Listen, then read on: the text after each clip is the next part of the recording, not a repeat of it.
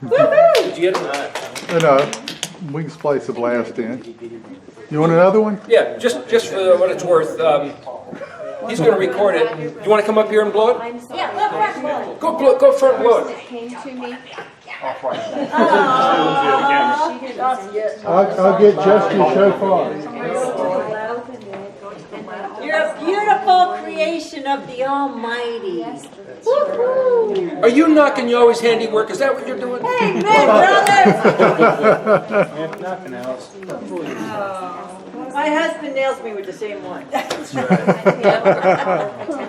Child.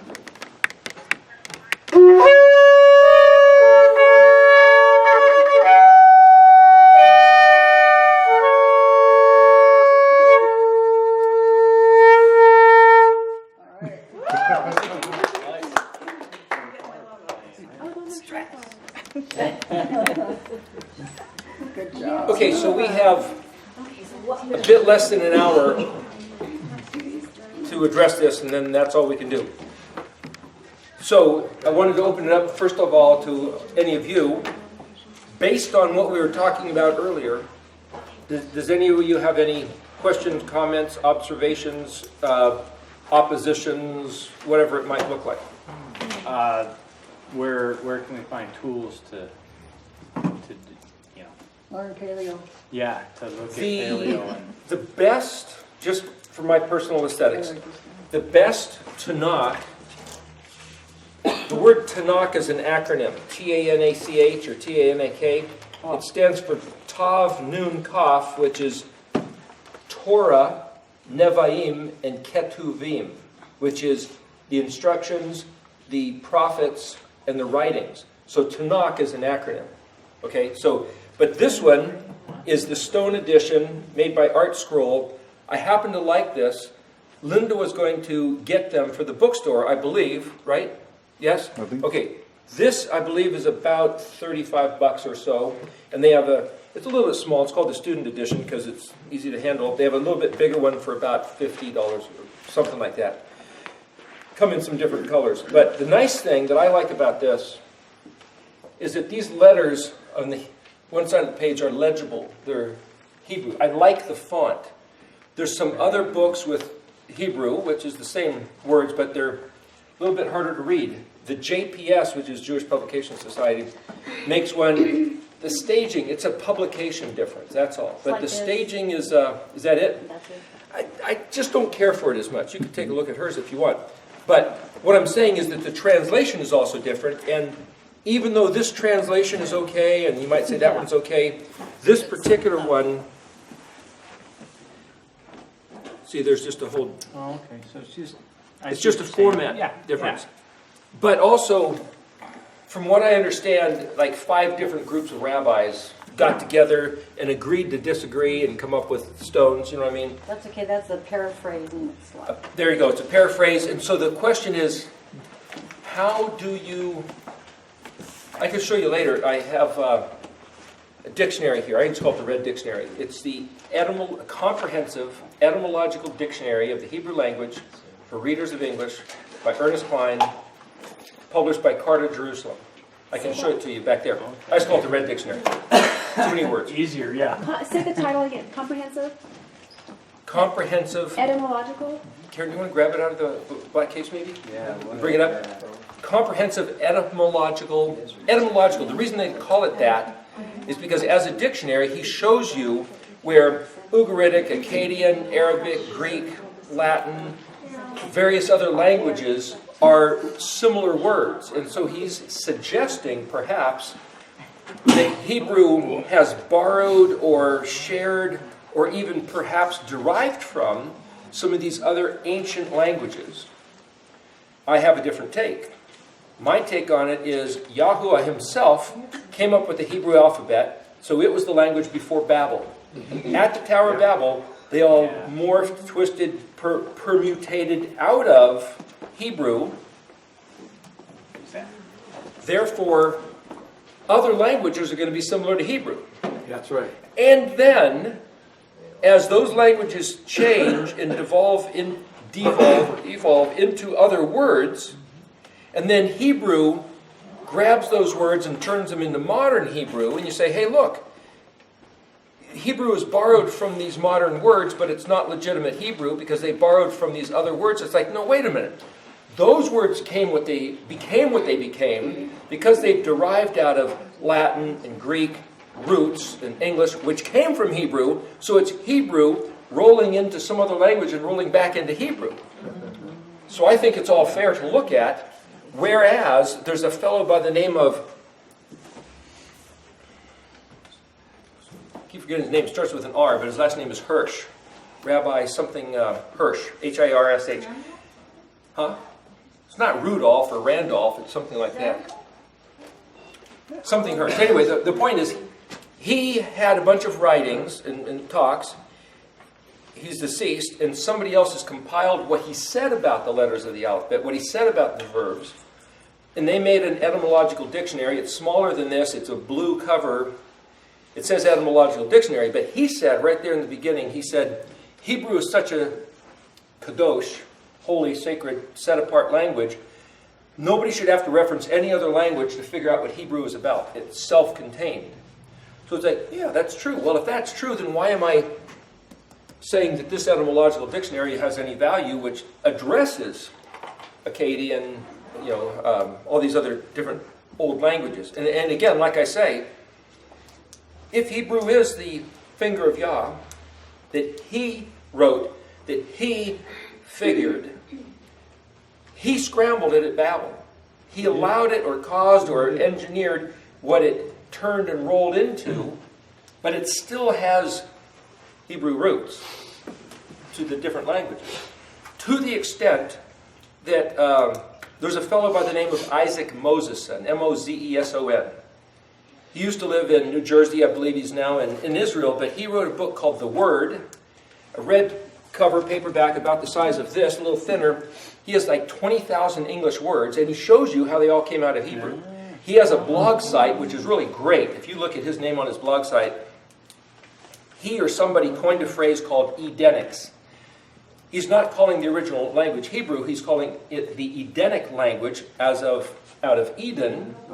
Because if he calls it Hebrew, then people think he's being Jew-centric or something. But so by calling it the Edenic language, it opens it up. He's on the world scene of linguistics, and some people agree with him, some people don't. But on his blog site, people call in from all over saying, hey, what about this word and what about that word? And one of the things he pointed out is that in Japan, the royal guard, like the Secret Service, was the samurai. What is samurai? Well, it's the guy that watches over me, right? He protects my back.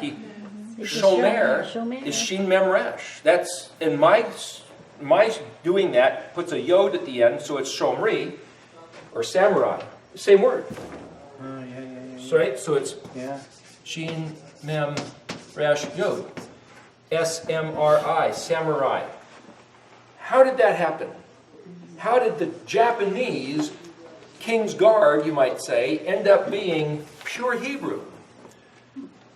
Because it's all the same. So if you look at Japanese and you say, well, how did that... Okay, so I'm going to show you a couple other things while we're talking about this, just to keep it real, right? I don't know if you know the paleo, but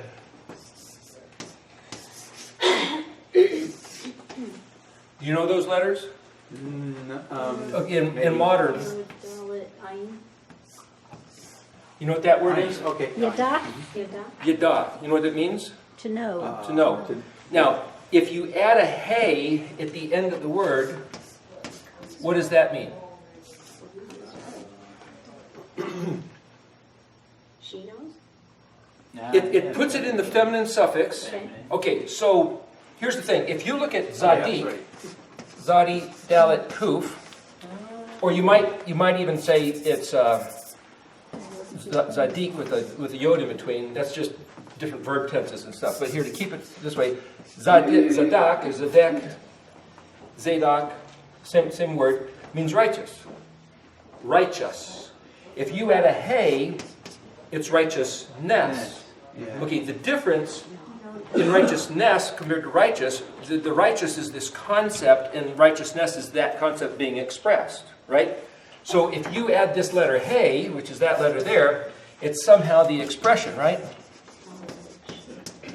Okay, so the point about this is that if you don't know how to analyze the language, if you look in the scriptures, or if you look in the dictionary, you'll sometimes see words that it's here, it's not there, it's in Strong's, but it's not in Klein's, and you have to go to the effort yourself of doing this ciphering, reverse engineering. And so if you see Zadokah is righteousness, and Zadok, or Zadok, is righteous, you have to think, oh, what's the difference in the spelling? They added a hey, and that makes it an expression. Okay, so if Yada, right, the letter Y, the thing about an ayin is it can be pronounced as an A, an E, an I, an O, or a U, or even silent. But it's technically kind of a GH sound. So this would be Yadaha, Yadaha. For example, Moses' father-in-law, they said his name was Jethro, but in another place it says his name was, how would you pronounce his name? His other name, does everybody know? Yitro? No, There was the a- other, the other name. Reuel was one. Say that again. Reuel. See, hear what she's saying? Reuel. Yeah. Reuel. So this is what I think she's saying. Reuel. There was another place where it says Ra'ul. And there's another place that says, depending on your translation, Rag-u-el. With a G. Wait a minute. Is there a G or is there not a G? How do you get Reuel or Raguel or Raul? You've seen that. Why don't they know how to spell his name? You know why? Because it's Resh, Ayin, and I believe it's Aleph Lamed. And that letter Ayin can be pronounced as either an A or a U or a GH. So it's more like Raguel. Well, my brother's middle name is Rockwell. Rockwell. And I bet you anything that Rockwell came from Rockwell, which is Hebrew. But Rockwell actually was French Huguenot from way back in the 1500s of France. But it's Hebrew if you know how to realize how they mess with the phonetics. So this is what Isaac Moseson does. And he does a fantastic job of it. Just so you know, he hates the paleo and he thinks anybody who does paleo stuff is... So, pay no attention to that man behind that curtain. But the rest of his stuff is good. But the rest of his stuff, you know, I've tried to talk to him a few times, and what I need is a face-to-face, you know. But I completely support what he's doing. It's just fantastic. He has a book called The Origin of Speeches. Like the origin of species. He's saying just the same way that, what's his name? Darwin. Just the same way Darwin completely got it wrong and said this is where all the humans came from. The linguistic world authorities have got it all wrong where Hebrew came from, and it actually came right from this Edenic language. And then he shows literally many different languages. He has a handle on a few hundred different languages, and he can just grab a word and say, here it is, blah, blah, blah, blah, blah, blah. And it's like, wow, how does he see that? Because there's 7 different ways that your tongue, like in the Orientals, they have a tendency, just because physiologically, to transpose R's and L's.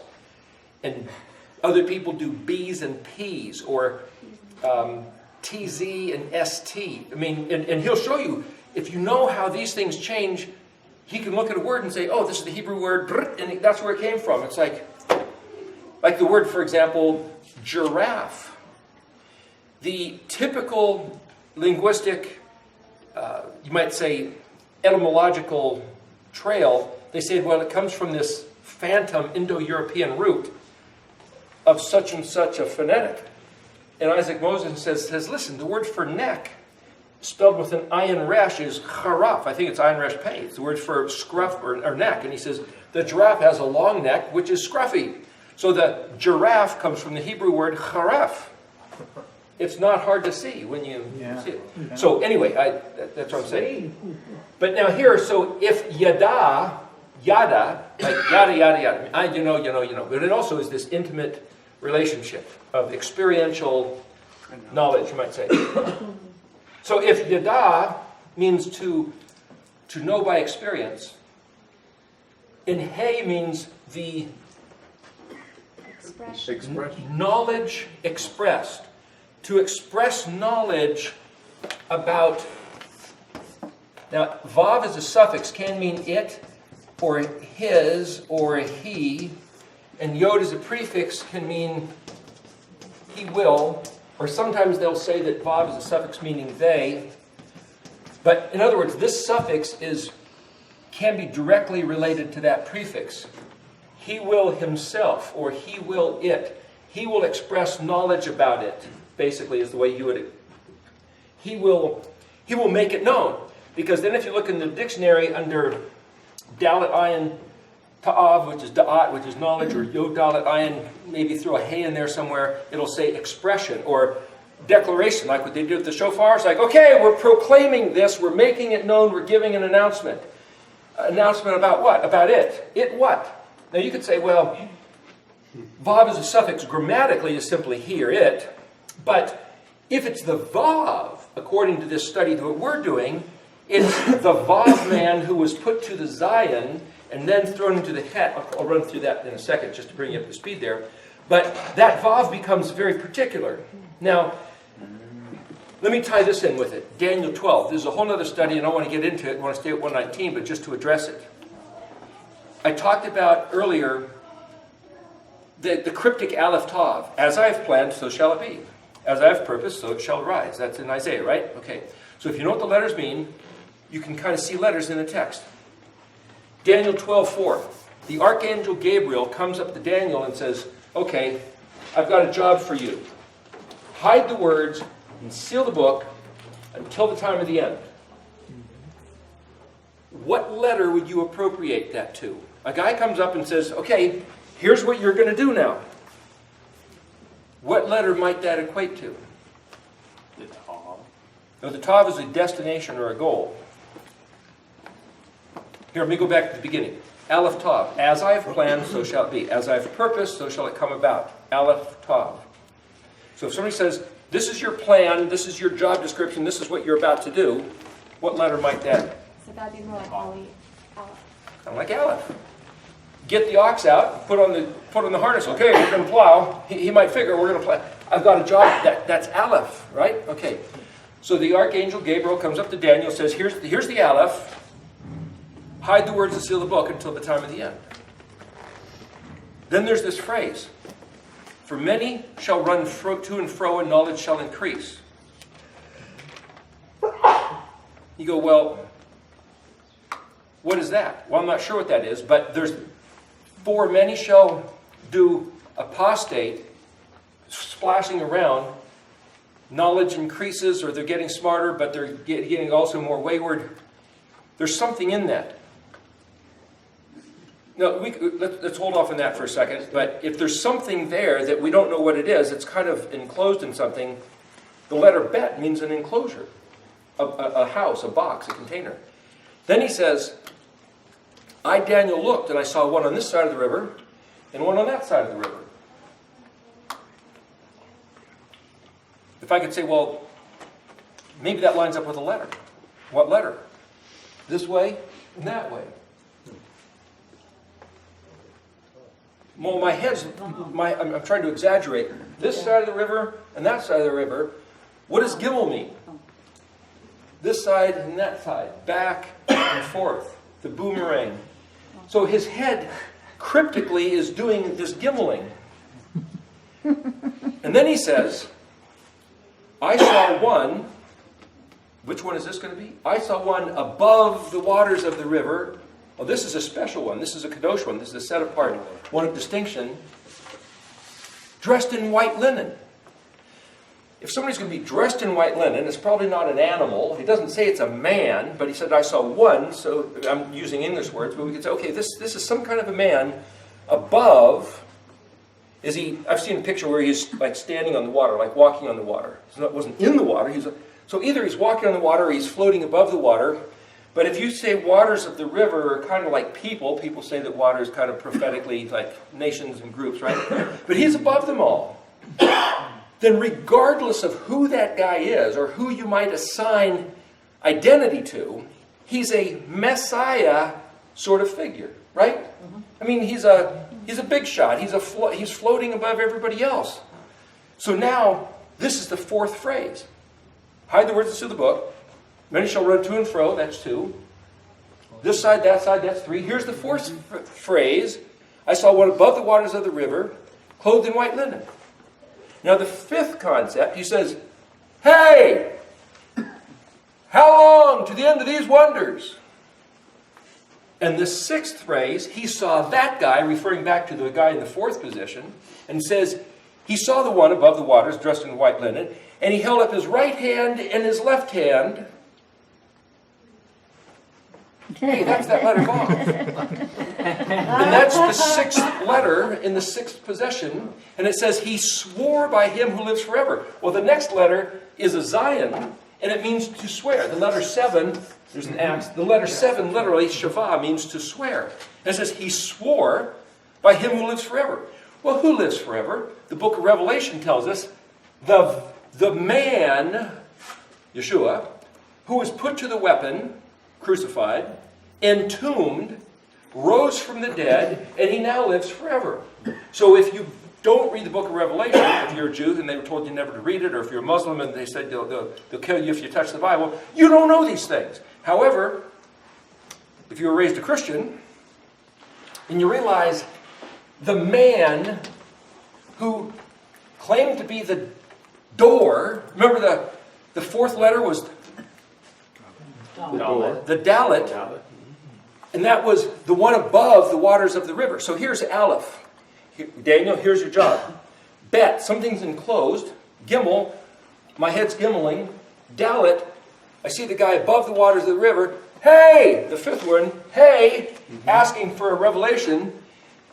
He held up, who did? The Dalet guy held up his hands looking like a Vav, swore by, hey, that's Zion, him who lives forever, that it would be for, now here's a set of the parameters, and the next letter is a het. Well, a het is a fence. So he's now giving us the fence. Time times and half a time. And then he adds, he says, until the fulfillment or the full measure of the fracturing of the hands of the Kadosh people is fulfilled, is accomplished, right? Tet is round. It's a full basket. Sometimes tet was written like this, which is a basket, and that's the letter tav, so it's a basket full. A full basket. What do you put in a basket? Little crumbles. So cryptically, the next position is the het, and then the tet saying, when the crumbles, the smashing of the hands is full, that's the time. And then Daniel, the next letter is a yod, and Daniel, the yod, remember, is a grasping hand, a working hand. Daniel says, I heard, but I don't get it. I heard, but I don't understand. So the next letter was a kaf, an open hand. He says, will you please tell me? I'm asking again. Till when? When is it till all these things are fulfilled? The next letter in sequence is a lamed, which is a voice of authority. It means teach or learn, but the word lek, lamed kaf, or lecha, the parashah lek lecha is go, get out. And he says, go, Daniel. Well, that's lamed. You go, get out of here. The words are hidden and sealed. The next letter after go is mem, right? Which is to be in a womb or something hidden until it's time to be birthed. The words are hidden and sealed as mem. Noon is an action, which, like a lightning bolt that I drew earlier, and he says they will be elucidated and clarified and refined by many. Well, that's nooning. These things will be memmed, but they will be nooned. They're hidden and concealed, but people are going to be working on them and elucidating and clarifying them. That's like doing translations, refined by many. And then he says, the wicked will continue to do wickedly. Well, the next letter was a psalmic. What does that got to do with wickedness? The letter psalmic is like a power pole, a backbone with ribs on both sides, or the menorah, and it lines up with this encoded pattern called the Mishkan pattern, which I'm not trying to go into really a lot, but just show you briefly. Has to do with the good shepherd, who left his flock to his underlings and said, now maintain it. Or the guy leaving his fields and his vineyard and says, I'm going to go away and I'm going to come back. And every time it talks about us betraying the confidence left in us, we start beating each other up and stealing the fruit and getting drunk on the wine from the vineyard rather than, or muddying, fleecing the flocks and being bad stewards. So this has to do with stewardship. And in that position, he said, the wicked will do wickedly. And the word wick is where you come up with this twisted, those who twist the truth and taking advantage, Nike laity, victory over the ignorant, illiterates, is the one that he hates in Revelation. So I'm trying to tie these things in together. And then the next letter is ayin, and he says, and none of the wicked will understand. But the letter ayin literally is eyeball, but it means, the word ayin means to weigh, balance, understand, determine exactly, carefully scrutinize, and get it just right. And none of them will be able to do it. But the righteous will understand. Well, the next letter is a pay. The pay is a mouth, open mouth, that which opens. Why will the righteous understand? Because they pay attention to his words. And Yeshua, he, who's the he? Going back to the Dalet, going back to the Vav, this is all about him, going back to the Aleph. Yeshua sat down on the mountain, seeing the multitudes, and it says he opened his mouth and taught them. Now, why do you say he opened his mouth? That's like saying somebody went and got a plate of dinner, and he sat down and opened his mouth. It's like, no, he sat down and ate. You don't add that. It's weird. Why should you add the phrase he opened his mouth? He talked. The interesting thing, He talked. He sat down and spoke. But why does it say he opened his mouth? Because the letters in sequence, we'll borrow this, Pei, the green letter there, is mouth. Zadi is a fishhook. If you get a fishhook in your mouth, it kind of closes it. But the word spelled Pei Zadi literally means open mouth. The word Pei Zadi is pronounced pizza, and it means literally to detonate or scatter.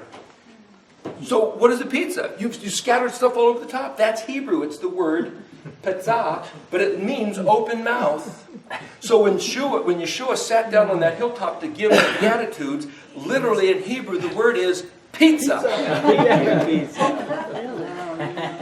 But see, if you know Hebrew, as soon as you see he opened his mouth, it's like, it's drawing my attention to Pei Zadi, which happens to be two letters in sequence, right there. What does that mean? Well, here's the thing. If you go back into Daniel 12 and you say, the righteous will understand, why will they understand? Because they hear his words and pay attention to what of his open mouth. And then if you look at the letter Zadi, it then starts talking about the abomination of desolation. From the time the daily sacrifice was removed and the abomination of desolation put in place. Now, a lot of people have wondered, what's the abomination of desolation? Some people said it's Arafat bones on the top of the citadel up there. It's like, wait a second. If we're just looking at the pattern and trying to fit things into the letters, let's not try to theorize or use different doctrines or different... Let's just look at the letters. What are they telling us? If Pei Zadi, the next letter is Kuf, so we have to look at each letter individually. Pei is the mouth, Zadi is a sprout. What's Kuf? Well, Kuf, they say, is the back of the head. Mm-hmm. But Kuf is drawn as... Horizon? It could be a sun on the horizon. It could be the eye of a needle. It could be the nose and the chin, the back of the head. The word Kof is a monkey's arm, but it's kind of like an exclamation point and a question mark. Well, it's like a pillar of fire and billowing smoke. Well, what is the fire and smoke over? The Ark of the Covenant. Any questions? The answer's right here. What was in the Ark of the Covenant? The Torah, the Ten Commandments. So the thing is, this is our letter Q. The Kuf is the Q. Kadosh, they always write with a K in English, but it's Kuf down at Sheen. That's right. K is the open hand, the letter Kaf. Kuf is the pillar of fire, pillar of smoke. Sun on the horizon, long reach in the future, meaning after this. So if he says that at the time the abomination of desolation is set up, and you go, what has that got to do with Azadi? if the next thing he says will be such and such amount of time. Well, the last letter where he mentioned a such and such amount of time lined up with the letter het. Here he reiterates a length of time and it lines up with the letter kuf. So he's giving you, here's a parameter and here's another way of looking at it. Well, if something the word komi, it means to rise up. Hamakom is the place which is to sit down. Like the pillar of fire, like an exclamation point right here. Dig a post, dig a hole and plant it, that's Q. But to rise up is also Q. Yeshua was crucified, the Vav man of Zion. He is thrown into the tomb, Chet, the fence. The round stone, Tet, was rolled in front of him. Yod, the hand that holds as a seal, was locked onto it. He was in there for 3 days and 3 nights, and then Zadi, sprouted back to life. Kuf rose up. And as he rose up, Q, the angel said, hey, he's coming back the same way. That's coming back, which is also Kuf. But then the last 3 letters, Resh, Shin, Tav. The first time he was here as the Vav man, here, Aleph, Bet, Gimel, Dalet, Hey, Vav, Zion. Okay. Aleph is a prefix, I am, or I will. Bet, put myself into material cosmos matter. Gimel, journey, sent as a missile to Dalet, the earth. Why do I say Dalet's the earth? Dalet's number 4. Earth, air, fire, water. Winter, spring, summer, fall. Air, land, sea, fire. 4 elements, right? North, south, east, west. The 4ness speaks of earthiness. That's just one of those things. The 4 pillars of the earth. He would be sent as a projectile, a voyager, to the earth to reveal to man the door, but he would also appear as a man who would be put to the weapon, entombed, the stone rolled in front of him, and locked shut. But the word Bet Gimel Dalet is BGD, Baged, which is where we get the word bagged or baggy or something which is camouflage that you can't see the true shape. And it means to deceive, beguile, betray, or act treacherously. I will put myself into a container, so I can travel to the earth, looking like a man in disguise, so I can show men the door, but he will then be distinguished by being put to the weapon, thrown into a tomb, this round stone rolled in front, jumping to the end, 3 days later, sprout back, rise up, but he's going to come back, and this time when he comes back, he's going to be the Resh, the exalted man, the Mashiach of El Shaddai, flaming fire, and Tav, fulfill the covenant just like he said he was going to do. But Resh Shin Tav also means a net, trap, or snare. Kuf is a picture similar to a sickle of harvest. So at the time of the harvest, he's going to come back, grab his stuff, put him in the bag like the grocery store, and take him home. And the word spelled Aleph Resh Shin Tav is the word for betrothed. As in this Virginian coming out here to Idaho, grabbing the woman and taking her back. That's Aleph Resh Shin Tav. Now, so here's the thing. If this whole thing is the story of the Vav man, right? That's the mystery Vav man. Who's that Vav man? It's just like a caterpillar. Crawling on the ground, eating leaves, goes into a chrysalis, and when he comes out, that's Zadi Kuf, Pei, it opens up, and he flies like the Resh, the butterfly, unto this whole other thing. The first time he comes as the Vav man. The second time he comes back, he comes as the Resh man. So this time is like the Ben Yosef, son of Joseph, in disguise, like Esther, in disguise, like nobody knows who this is, but he is the guy that's playing a certain role. But the next time he's coming back, it's in the full blazing, dynamic, woohoo! This is the El Shaddai who's been promised. But it's also a picture of we, who are earthlings, born to, like a caterpillar, eat greens and crawl on the ground, and after we die and resurrect, we'll be modeled after his character and nature again, unto this whole other dimension.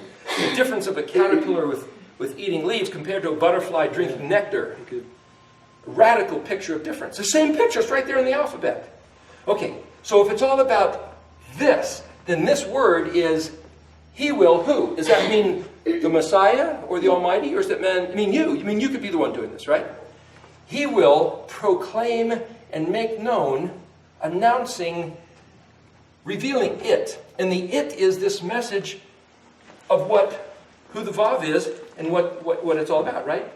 So how would you appropriate English letters to this word here? He will proclaim it. He will make it meaning the Vav, he will make it known. What English letter would you throw to that? Reveal? Let's spell them out letter by letter. What is the English letter equivalent of the yod? Why? But it is in terms of phonetic, but in terms of placement in the ordinal sequence is... Okay, Vowel. so it'd be... Vowel. It's a vowel, but which one? I. I. Right? You understand that? It's the I. It's right after, here. A, B, C, D, E, F, G. H is the het. Yod is the I, which also became the J. So the letter I and the letter J both are the letter Yod. That's why Yod Vav He was named Jehovah. And why Yesu was also called Jesus, because the I and the Y is the J. It's the same thing. Okay? So this could be the letter I. Now, what about the Dalet? Which letter is that? That's number 4. That's D, right? D. How would you pronounce it? Huh? That's a tough one. Right, like I said, it could be the A, E, I, O, U. It could be any of them, but by default, it typically is just the A. Here, the AG. So it's kind of like an A or perhaps a GH. What letter is this? H. H. And how do you pronounce a Vav? Can be O. It could be an O. It's either an O or U. Okay, how would you say that word? Idaho. Idaho!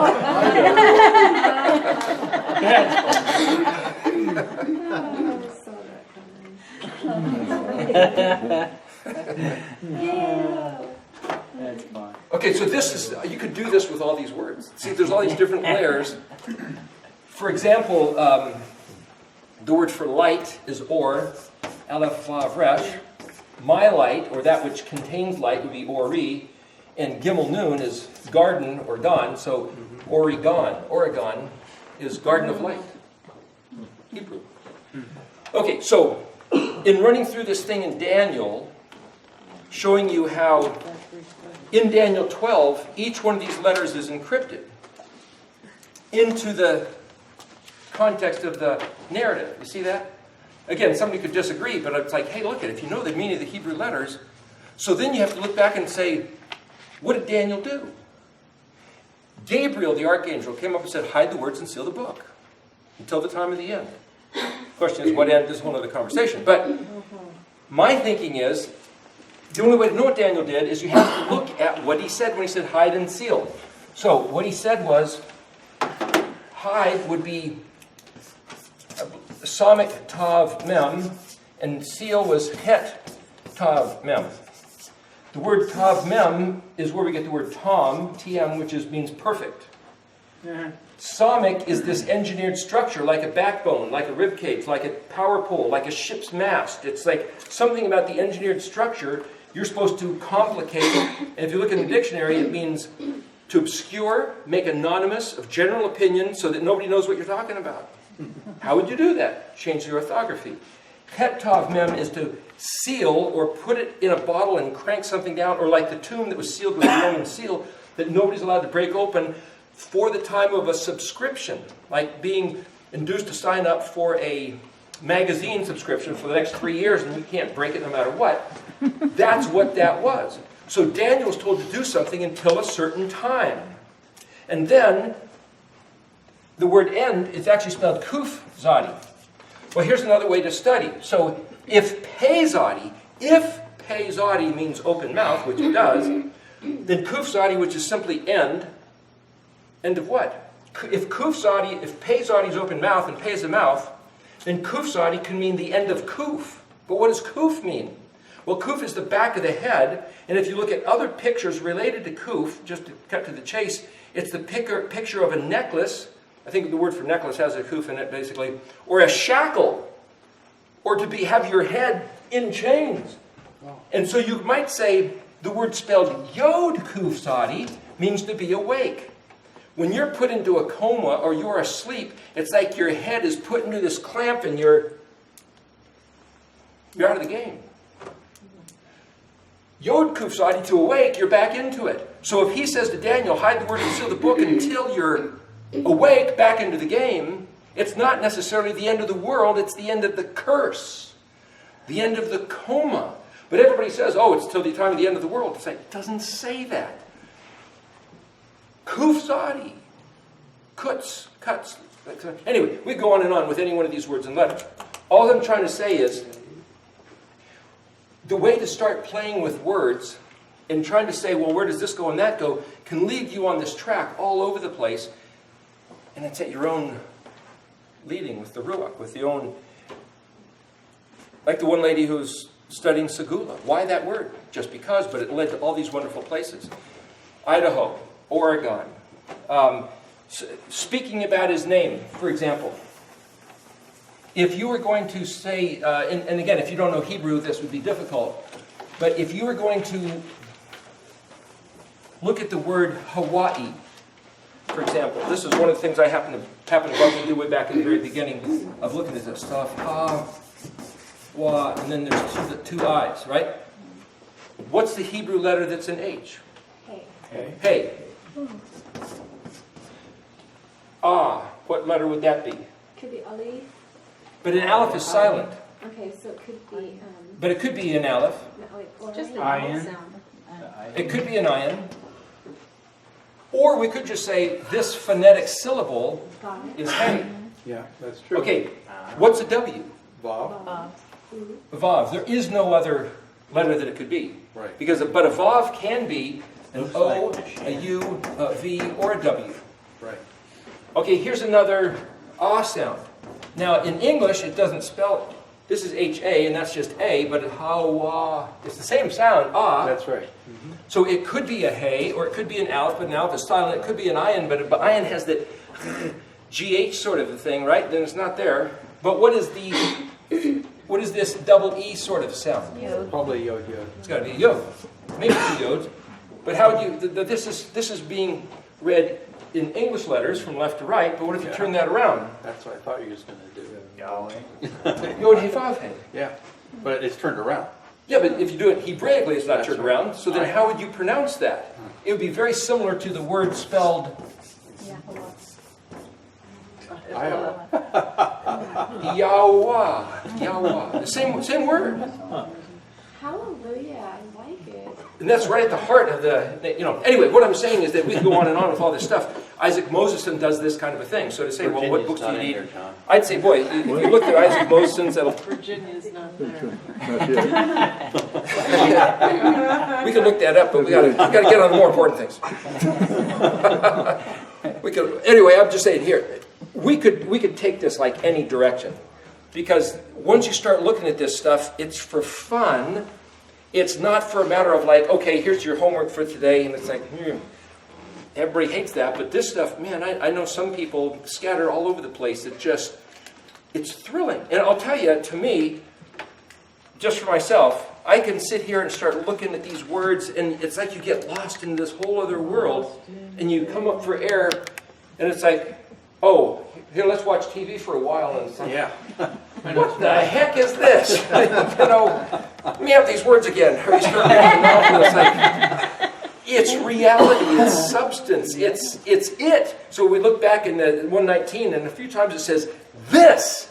That word this is literally spelled Zion, Aleph, Tav. And it literally means this, like with an explanation. The word Zion, hey, also means this. But then you have to say, well, why does the two words mean this? This one is Zion, hey, like revealing the Zion. Now you have to go back and think, what does Zion mean? But this is Zioning Aleph Tav. But Aleph Tav goes back to what you were saying. Well, Aleph Tav is the whole thing. So if you find a verse where it talks about Zion Aleph Tav compared to Zion hey, then look a little closer and look at the subject. And now you're analyzing how he said what he said, and trying to open it up and read all these things into it, and it goes on and on and on. So, just as an example, there's just a random book, and I take a phrase or a word, and I've got all these pages of trying to analyze these and I've got a stack of books this deep, and it's just like, whether I ever look at them again or not, what I'm saying is that there's this process of writing things down and I'm just breaking them down word by word, letter by letter, sound by sound, comparing this to that. Why does this sound like that? Looking at them other places in the scripture. So if you get yourself, and if people wanted to collectively order maybe a shipment of books, maybe you could get a discount or something, or however that works. But Linda's the go-to person about how to do that. So I checked out, in Portland, I couldn't find one of these books. A place called Everything Jewish. Oh, we're out of stock. We don't know when we'll get them. The last 3 times I was in there, they're out of stock. Up in Montana, couldn't even find one. It's like, I don't understand what the problem is. Does nobody care? Does nobody want this? But I'm saying, if you... The Or dictionary are they this, out of I stock suppose- because so many people are ordering them? I don't know. Yeah, right. Let's hope so. But I'm just saying, to me, this is it's a thrill. And I'll tell you, when you find verses, such as a few that we happened to mention when I was reading through this, for example, the word kufresh aleph, kara. Oh, yeah. The word Leviticus, Yes. the book of Leviticus, Christian schools, Christian colleges won't even teach the book of Leviticus. It's for the Levites. Yeah, done away with nailed to the cross. But Vayikra, Vav, Yod, Kuf, Resh, Aleph. Vayikra. It's translated and, they just say that means and. He, this is the prefix he will or whatever, and Kuf, Resh, Aleph is basically called. Right. And he called. That's the way those are the first 3 words in English, and Vayikra is the first word of Leviticus. And so you read that and say, okay, it means and he called. If you open up this book, it also tells you it means to call, invoke, invite, to summon, to gather and assemble, to teach, to learn how to read the scripture. It also means to encounter or happen to meet, or to just you happen to stumble across. And it's to be called by name up to the front to read the Torah. All those things are kufresh aleph. To draw near. Actually, to come. Kufresh bet would be to draw near, right? Okay, possibly. Anyway, the point is it's related because Yes. now you say, well, if kufresh bet means to draw near, offer sacrifice, or to befriend or approach, Right. then you say, what's the difference between alef and bet? And that's another level of how to study or investigate the words because you're taking very similar things. So if you look at kufresh, it means cool or to enhance the value of, and if you stick a vav in between kuf and resh, it's pronounced more like kur. To make something cold and cool and increase its value is kur. Kur, like the beer. But another interesting thing, Bachar is the word for I have chosen the best, the top shelf.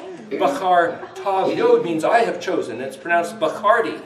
It's like Bacardi and rum. I have chosen the best, But Yahweh says that over his people, Israel, and the word Bachar is also an elite young warrior, like a Navy SEAL. This is the chosen, the best, the elect, if you would, is Bachardi. This is my tested and proven to be the best, as Yahweh says the word Bachardi. So here's another one. Yahuwah says of Abraham. In one translation it says, I have known him, I've revealed myself, I've known him. Another one says, I have loved him. I forget where it is, it's in Genesis. But here's how he spells the word. Nun, Vav, Dalet, Ayin, Tav, Yod. This is the letter N. This is a Vav, so it's an O, a U, a V, or a W. That's the letter D. Basically, that's the A, the G, the I-N, right? And this is a T, and this is the, right? So this is translated, I have known him, or I will make myself known, or I have loved him. How would you pronounce that? Who's laughing? You're laughing. How would you pronounce that? Nudati. Nudati. The word nudity is Yahweh saying, I will make myself known and reveal myself to Abraham, and I have known him. That's what's on our stone. Remember? We did that. Oh, that's where I saw it recently. Yahweh's nudity right there at their entrance. Yeah, that's what it is. Only I didn't know about the play on words, so I told him. I'm just showing you where English concepts come right out of Hebrew. They're one-to-one. It's an absolute link. There's no question. So, as we go back then, it's already a little after 4 here. Yep, come to Lava Land. So, anyway, the thing about looking back at what David said is how much of this did David understand? You know, one person said to me a long time ago, they said, come on, this is way beyond what David did. Well, I don't know if it is or not. David was pretty competent, but I don't know if David did this. But if we go back and look at every one of these words, what is it saying? And then you go back and look at the surface narrative of what David said, and it doesn't contradict. Right. So when he says, thy word is a lamp unto my feet, that's right, but what does the word tell you? The word tells you how to walk on his path so that you'll get the blessing, so that whatever you put your hand to will be successful, and every time your enemy rises up against you, he's the guy going down. You say, come on. I don't know about that. There's some pretty formidable enemies. You know, I got the county over here against me, and we've got some Islamic guys over here. There's a little story in Esther. If Purim's right around now, depending on the calendar, you know, the last month or however you want to look at that. If you go back and read the story of Esther, does anybody know what really started that whole thing going? But the conflict, not the thing with Vashti, but Because of Mordecai and Haman, he was all what happened before ticked that? off. What happened before that? He didn't Xerxes kill. was trying to conquer the whole known world. No, there's something else, a very particular No, to the Saul story. didn't kill the Amalekites. No, well, hang on. In the story of just Esther, it's in the book of Esther, what happened right before Haman and Mordecai got into it? What pushed them into it? Well, Mordecai wouldn't bow. Yeah. But something else happened. Because he passed a thing that everybody had to bow to. You see, No, We're missing it. He was listening to the two. no, there was another matter. See, here's the interesting thing. Didn't Mordecai discover a plot early on? Yeah, but you're all missing this one point. Okay, what is I mean, you're all truly stating elements that are in the story. But what happened was, one day, Mordecai heard this plot. That happened. Ahasuerus, or Xerxes, was certainly trying to take over the world. That happened. Ahasuerus was having a banquet, and he called Vashti in, and she didn't want to show up, and certainly that happened. Haman had this attitude, and he wanted people to bow, and Mordecai wasn't going to do it, and certainly that happened. Okay, but still, that's just life. Nothing's... So what the king was provoked the born and conflict? he had that thing happen, and Haman thought he was going to be elevated, and then Haman had to leave. That was later. Okay, Okay, 10-4, go ahead. okay, here's the bottom line. Here's what happened. Two guys. We don't know who they are. Let's call them Mutt and Jeff. Right? You know, use cartoon characters. Two guys are standing there, and one's talking to the other and says, hey, Mordecai's got a god. Haman's got a god. Mordecai's not bowing to Haman, and Haman thinks he's the big tough guy. What would happen if we put these two dogs in a fight? Want to see which god's going to win? Want to take any bets? Two guys just talking amongst themselves says, let's see if we can get these two gods to fight. Two gods represented by each of these two guys, Mordecai and Haman. Two guys happen to stand there and says, hey, let's see what happens when we square off these gods.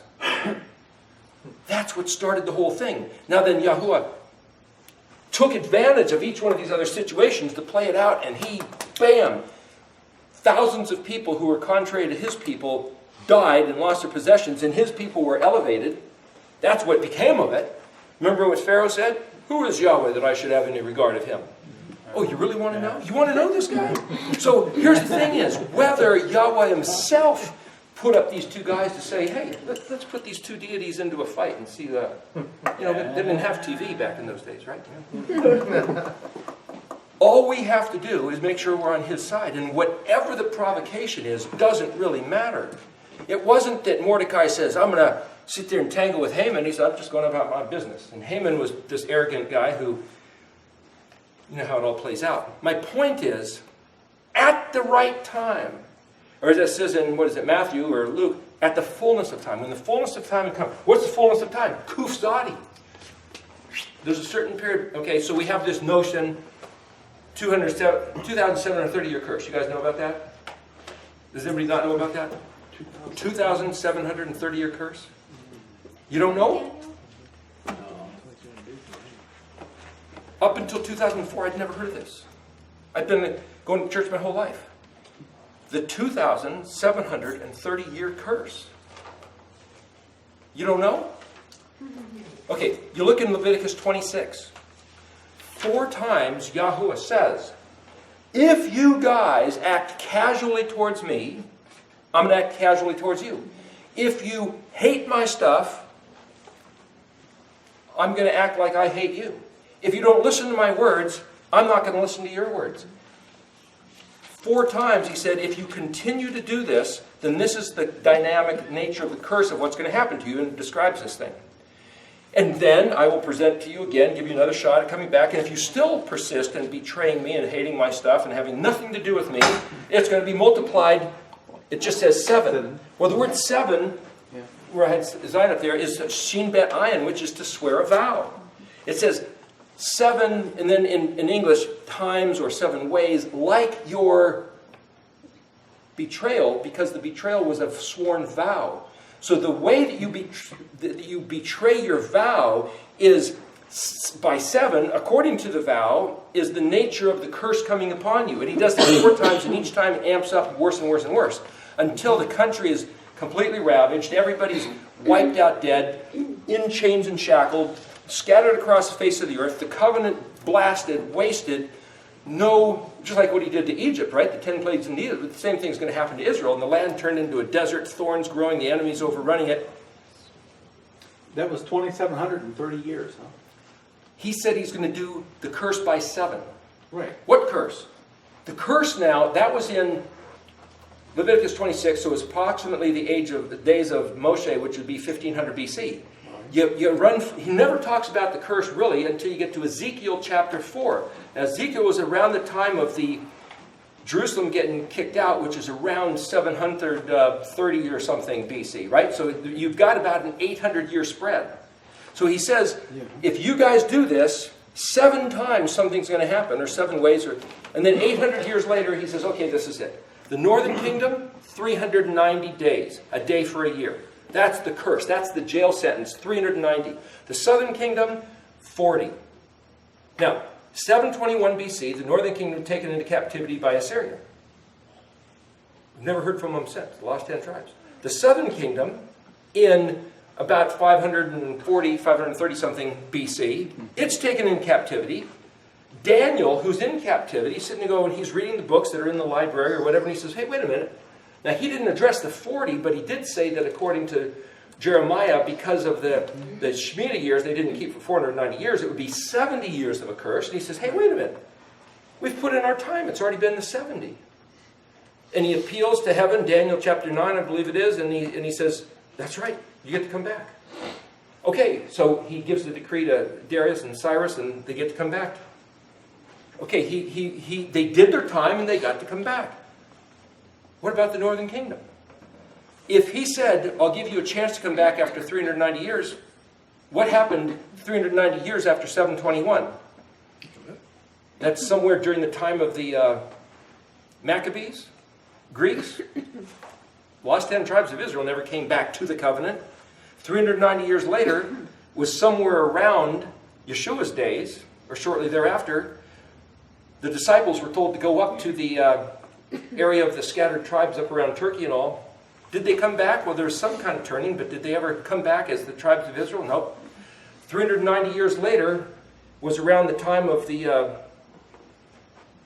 probably around 400 AD, which is the time of what? The councils and the early church foundings and stuff. Did they ever come back to the Torah? No, they started their own religion. That's right. Another 390 years later is right at the heart of the Middle Ages, the Dark Ages, where everybody was doing all kinds of stupid stuff, and paganism and sorcery and druidism. And now he doesn't say, okay, I'll give you a 5th chance. He says 4 times, 4 is the door. He says, I'm going to open up the door 4 times, and if you don't come back, it stays shut for the 7 times. 7 times what? 7 times 390 is 2,730. Well, when did they go into exile? 721 BC. 2,730, 2730 minus 721 is 2,000, in 9, but there's no year 0, so that makes it 2010. Should be the end of the curse. Which is to say, if the 10 tribes of Israel got scattered across the land, get out of here, I'm not going to tell you guys